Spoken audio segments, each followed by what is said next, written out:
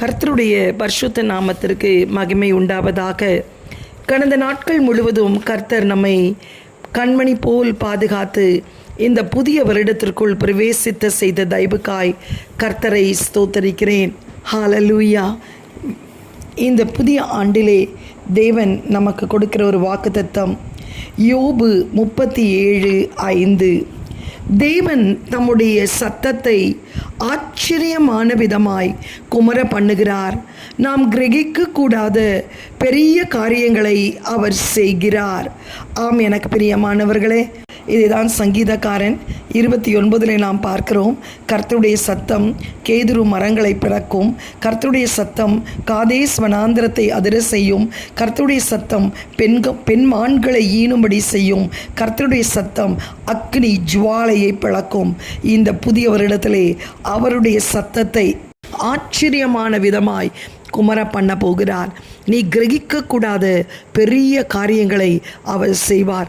அபுக்குக் 1:5 நாம் பார்க்கும்போது, நீங்கள் புறஜாதிகளை நோக்கி பார்த்து ஆச்சரியப்பட்டு பிரமியுங்கள், விவரிக்கப்பட்டாலும் நீங்கள் விசுவாசியாத ஒரு கிரியையை உங்கள் நாட்களில் நடப்பிப்பேன் என்று கர்த்தர் சொல்லுகிறார். 5 விதமான கிரியைகளை கர்த்தர் நம்முடைய வாழ்க்கையிலே இந்த புதிய வருடத்திலே செய்வார். அது எப்படிப்பட்ட கிரியை? கிரகிக்கக்கூடாத ஒரு கிரியை. அவர் தம்முடைய ஆச்சரியமான சத்தத்தை குமர பண்ணுவார். நீங்கள் விசுவாசியாத ஒரு கிரியை அவர் செய்வார். யாத்திராகமம் 14:33 வாசிக்கும்போது, யாத்திராகமம் 14:31, மகத்தான ஒரு கிரியை, மகத்தான க்ளோரியஸ் டீட்ஸ். மகத்தான கிரியை என்றால் பெரிய கிரியை, அரிதான ஒரு கிரியை. மீகா தீர்க்கதரிசி கர்த்தரின் கிரியைகள் இவ்வளவு தானா என்று சொல்வது போல் ஒரு விசேஷித்த மகத்தான கிரியையை செய்வார்.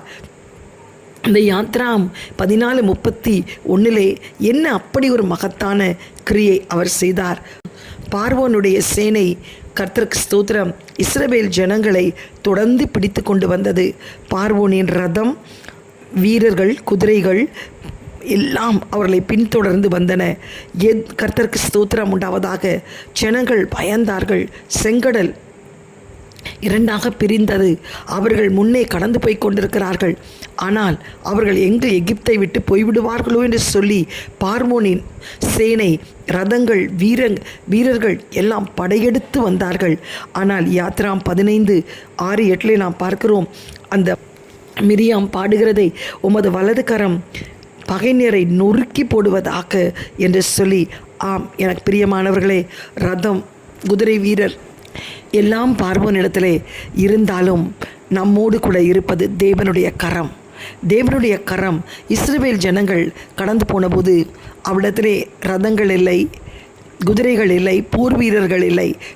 குடும்பமாய் அணிவகுத்து கடந்து போனார்கள், அவருடைய ஆடு மாடுகளோடு பிள்ளைகளோடு. ஆனால் பார்வோன் தொடர்ந்து வந்த இடத்திலே ரதம், குதிரை வீரர்கள் எல்லாம் இருந்தது. ஆனால் அதை ஒன்றும் செய்ய முடியலை. ஏனால் இஸ்ரவேல் ஜனங்களோடு இருந்தது தேவனுடைய கரம். இந்த வருஷம் உன்னை சூழ எத்தனையோ ரதங்கள், குதிரை வீரர்கள், போர் வீரர்கள் எழும்பினாலும் தேவனுடைய கரம் உன்னோடு கூட இருப்பதை நீ பார்ப்பாய். இன்னும் சொல்ல போனால், ஆகாபு ரதத்தை பூட்டி கொண்டு ஓடினான். ஆனால் ஆகாபுக்கு முன்பாக எலியா ஓடினார். எலியாவுக்கு ரதம் இல்லை, ஆனால் எலியாவின் மீது தேவனுடைய கரம் இருந்தது. கர்த்தருக்கு ஸ்தோத்திரம். கோலியாத் அநேக ஆயுதங்களோடு தாவீதுக்கு முன்பாய் நின்றார். ஆனால் கோலியாத் வீழ்த்தப்பட்டான். ஏன்? அவனிடத்தில் ஆயுதங்கள் இருந்தது, ஆனால் தாவீதினிடத்தில் இருந்தது தேவனுடைய கரம். உன் சத்துருக்களுக்கு முன்பாக உனக்கு ஒரு பந்தியை ஆயத்தப்படுத்துவேன் என்று ஆண்டவர் சொல்கிறார்கள். முன்பாக. அப்படி என்றால் என்ன? எப்படிப்பட்ட வீரர்கள் உனக்கு முன்பாக இருந்தாலும், கர்த்தருக்கு ஸ்தோத்திரம் உண்டாவதாக, படை வீரர்கள் உனக்கு முன்பாக இருந்தாலும், குதிரைகள் இருந்தாலும், தேவனுடைய கரம் உன்னோடு கூட இருக்கும்போது அந்த சத்துருக்களுக்கு முன்பாக தேவன் கிரகிக்கக்கூடாத கிரியை செய்வார். அன்றைக்கு பார்வோனு அவருடைய ரதங்களுக்கு அது பிரேத குழியாய் மாறிற்று. ஆனால் இஸ்ரவேல் ஜனங்களோ பரம கானானை கடந்து வந்ததை நாம் பார்க்கிறோம். இதுதான் மகத்தான கிரியை. இரண்டாவது, உபாகமம் 3:24, ஒப்பில்லாத ஒரு கிரியை. அவர் செய்வது போல் யாராலும் செய்ய முடியாது.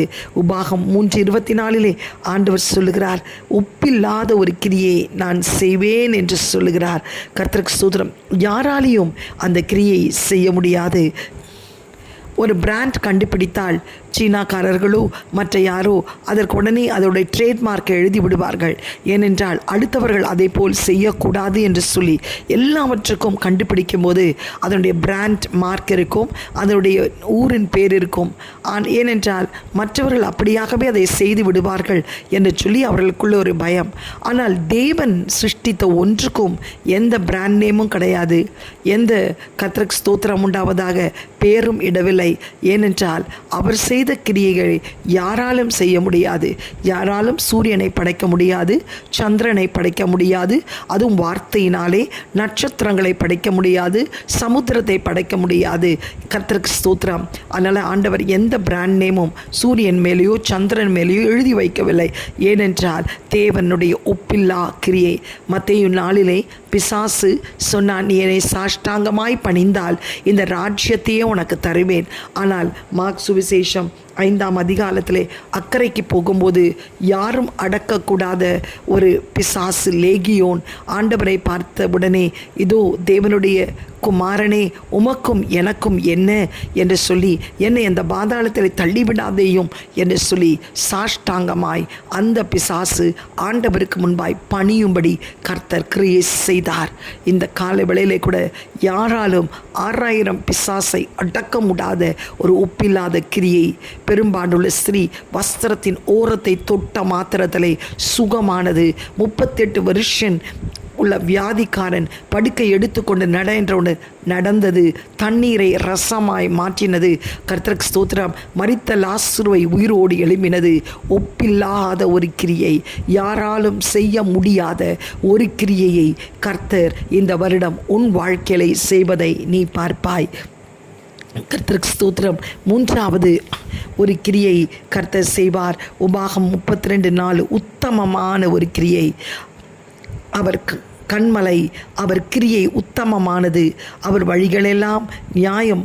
அவர் நியாயக்கேடில்லாத சத்தியமுள்ள தேவன். அவர் நீதியும் செம்மையும் மாணவர். ஹல்லேலூயா. உபாகம் 32:9-10 வாசிப்போமானால், அவர் கிரியை உத்தமமானது. உத்தமமானது என்றால் செய்வேன் என்றால் அவர் செய்வார், நிறைவேற்றுவேன் என்றால் அவர் நிறைவேற்றுவார், நடப்பிப்பேன் என்றால் அவர் நடப்பிப்பார். கர்த்தருக்கு ஸ்தோத்திரம். யோசுவா 21:45 நாம் வாசிக்கிறோம், கர்த்தர் இஸ்ரவேல் குடும்பத்திற்கு சொல்லி இருந்த நல் வார்த்தைகள் எல்லாம் ஒரு வார்த்தையும் தவறி போகவில்லை, எல்லாம் நிறைவேறிற்றது. ஆம், 2 ராஜாக்கள் 9:36 நாபோத்தின் திராட்சை தோட்டத்தை கீரை தோட்டமாய் மாற்ற வேண்டும் என்று ஆகாப் ராஜா திட்டமிட்டு எசேபேலிடத்திலே சொல்ல, எசேபேல் அதை பறிக்க கர்த்தருக்கு ஸ்தோத்திரம் அவனை பொய்சாட்சி சொல்லி கொன்று போட்டாள். ஆனால் ஆண்டவர் அன்றைக்கு தீர்க்கதரிசி மூலமாய் பேசினார், இதோ நாபோத்தின் இரத்தத்தை நாய்கள் கக்கினது போல் இதோ எசேபேலின் ரத்தம் கக்கப்படும் என்று சொல்லி, அப்படியாகவே கர்த்தருக்கு ஸ்தோத்திரம். 1 ராஜாக்கள் 21:1 நாம் வாசிக்கும்போது ஏகூவின் நாட்களிலே அப்படியே நடந்ததை நாம் பார்க்கிறோம். அது உத்தமமான கிரியை. கர்த்தருக்கு ஸ்தோத்திரம். அதை யாராலும் மாற்ற முடியாது. அபூக்குக் 2:3 சொல்லப்பட்ட பிரகாரம் குறித்த காலத்துக்கு தரிசனம் வைக்கப்பட்டது. முடிவிலே தோன்றும், அது தாமதியாது, அது நிச்சயம் நடக்கும், அது பொய் சொல்லாது, அது தாமதிப்பது இல்லை. 4வது யோபு 37:14, ஆச்சரியமான ஒரு கிரியை, மார்வலஸ் டீட்ஸ். கர்த்தருக்கு ஸ்தோத்திரம் உண்டாவதாக. அந்த ஆச்சரியமான கிரியை எப்படிப்பட்டதாக இருக்கும்? கர்த்தருக்கு ஸ்தோத்திரம் உண்டாவதாக. மேகத்திலே நீர் துளிகள் அப்படியே அந்த மேகம் தாங்கி பிடிக்கும். கர்த்தருக்கு ஸ்தோத்திரம் உண்டாவதாக. அதை ஒருவராலும் செய்ய முடியாது. தேவன் கட்டளையிடும் போதுதான் அந்த மழை தேசத்திலே பொழியும். யோவான் 21 கூட நாம் வாசிக்கிறோம், அந்த வலையை வீசின போது 153 மீன்கள் பிடிக்கத்தக்க விதத்தில் அதனுடைய நிறைவு இருக்கும் அளவுதான் தேவன் அதை நிற்க செய்வார். ஆம், எனக்கு பிரியமானவர்களே, யோபு 37:13 பார்க்கும்போது கர்த்தருக்கு கிரியை தண்டனையாக பின்பு பிரயோஜனமாக கிருபையாக காணப்பட்டது. சில வேளையிலே தேவன் இப்படியாய் நமக்கு சில சோதனைகளை அனுபவிக்கும் போது ஆச்சரியமான கிரியை செய்வார். எப்படி சில சோதனைகள் நமக்கு தண்டனையாக காணப்படும், சிலது நமக்கு பிரயோஜனமாக மற்றவருக்கு சாட்சியாக நிற்கப்படும், மற்றவது கிருபையாய் கர்த்தருக்கு ஸ்தோத்திரம் நம்மை நடத்துவதை நாம் பார்ப்போம். அவர் உடைப்பார் என்றால் அவர் நம்மை உருவாக்குவார், உபயோகப்படுத்துவார், உயர்த்துவார், உன்னதத்திலே கொண்டு வந்து நம்மை நிறுத்துவார். கடைசியாய் அதிசயமான ஒரு கிரியை, சங்கீதம் 145:5, அதிசயமான கிரியை, வண்டர்ஃபுல் டீட்ஸ். அவர் செய்த பின் தான் அந்த அதிசயம் தெரியும். ஒரு பிள்ளை ஃபெயிலாய் கொண்டே இருக்கிற பிள்ளை 90% ஸ்கூலில் வாங்கிட்டா அது அதிசயமான ஒரு கிரியை. அதற்கே அது நம்ப முடியாது. இந்த காலை வேளையிலும் 2 கொரிந்தியர் 2:9 படி அவர் செய்ய போகிற காரியங்கள் உன்னுடைய எழுதியிருக்கிறபடி தேவனிடத்திலே அன்பு கூறுகிறவர்களுக்கு அவர் செய்ய போகிற காரியங்கள் உன் கண் காணாது, காது கேட்காது, இருதயத்திலும் தோன்றாது. ஏற்ற வேளையிலே தேவன் அதை உனக்கு தம்முடைய ஆவியிலே வெளிப்படுத்துவார். ஆபிரகாம் ஈசாக்கை மோரியா மலைக்கு கொண்டு போகும்போது அங்கு எந்தவித ஆட்டுக்குட்டியும் அவர் கொண்டு போகவில்லை.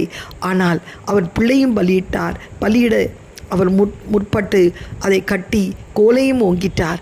ஆனால் அதிசயமான விதத்திலே ஒரு கிரியை நடப்பிக்கப்பட்டது. அந்த முற்புதரிலே ஒரு ஆடு அந்த இடத்துல காணப்பட்டது. இன்றைக்கு நீ காற்றையும் காண மாட்டாய், மழையும் காண மாட்டாய்.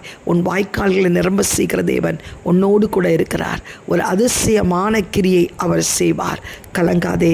கிரகிக்கக்கூடாத ஒரு அதிசயமான கிரியை கர்த்தர் செய்வார். அவருடைய சத்தம் கர்த்தருக்கு ஆச்சரிய விதமாய் அது குமர பண்ணுவார். கர்த்தருக்கு ஸ்தோத்திரம். நீ விசுவாசியாத ஒரு கிரியை கர்த்தர் இந்த வருடத்திலே உன்னுடைய குடும்பத்திலே உன்னுடைய வாழ்க்கையிலே செய்ய இருக்கிறார். கண்களை மூடி ஆண்டிடத்திலே ஜெபிப்போமா? எங்களை அதிகமாய் நேசிக்கிற நல்ல தகப்பனே, இந்த 2024க்குள் பிரவேசிக்க செய்த தயவுக்காய் ஸ்தோத்திரம். கிரகிக்க முடியாத ஒரு கிரியை ஆண்டவரே நீ செய்ய போகிறதற்காய் ஸ்தோத்திரம். உன்னுடைய சத்தத்தை அதிசயமாய் குமர பண்ணுகிறதற்காய் உமக்கு ஸ்தோத்திரம். நாங்கள் விசுவாசியாத ஒரு கிரியையை கர்த்தர் நடப்பிக்கிறதற்காக உம்மை நன்றியோடு துதிக்கிறோம் அப்பா. ஆண்டவரே, இந்த காலை வேளையிலே ஆண்டவரே உம்முடைய கிரியைகள் மகத்தான ஒரு கிரியை அப்பா. ஆண்டவரே, ஒப்பில்லாத ஒரு கிரியை, உத்தமமான ஒரு கிரியை, ஆச்சரியமான ஒரு கிரியை, அதிசயமான ஒரு கிரியை நீர் செய்ய போகிறதற்காய் உமக்கு ஸ்தோத்திரம். இந்த ஆண்டு ஆண்டவரே நாங்கள் ஜெபித்த காரியங்களுக்கெல்லாம் நீர் நாங்கள் கிரகிக்கக்கூடாத ஒரு கிரியை செய்து ஆண்டவரே நீர் எங்களை வழிநடத்துகிறதற்காய் உம்மை நன்றியோடு ஸ்தோத்தரிக்கிறோம் அப்பா. ஆண்டவரே, அந்த கிரியைகள் எங்கள் வாழ்க்கையில் நன்மைக்காகவே இருக்கட்டும். திருமண காரியங்கள் கைகூடட்டும், மலட்டு கர்ப்பங்கள் திறக்கப்படட்டும் அப்பா. பிரிந்திருக்கிற குடும்பங்களிலே அற்புதங்கள் நடக்கட்டும் சுவாமி. ஆண்டவரே கர்த்தாவே நன்றியோடு துதிக்கிறோம். தேவனே, நீர் எங்களை வழி நடத்தும். உடைய கிருபைக்குள்ளாய் மூடிக்கொள்ளும் சுவாமி. வீடு கட்டி முடிக்க கிருபைச்சியும், ரட்சிக்கப்படாத குடும்பங்கள் ரட்சிக்கப்பட கிருபைச்சியும், நல்ல வேலை வாய்ப்புகளை ஏற்படுத்தி தருவீராக சுவாமி. ஏசப்பா உம்மை துதிக்கிறோம். எல்லா வியாதிஸ்தர்கள் மீது என் தேவனுடைய கரம் தொடுவதாக. கர்த்தர் ஆண்டவரே எல்லா வியாதியின் விடுதலை தாரும், வழி நடத்தும். இயேசுவின் மூலம் நல்ல பிதாவே, ஆமேன். God bless you all. Have a blessed amen. We wish you a happy new year and a blessed new year. God bless you.